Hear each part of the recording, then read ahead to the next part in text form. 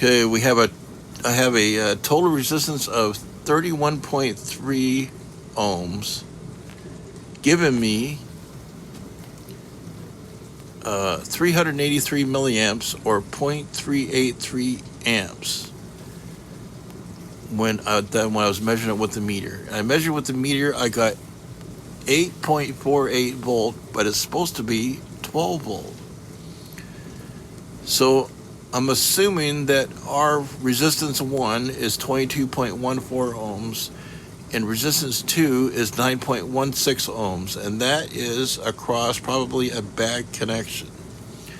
So across the bad connection, I'm assuming is 3.51 volts. So I should be able to put the meter on one side of the ground and on the other side of the ground, possibly, and I'll read 3.51 volts across the ground.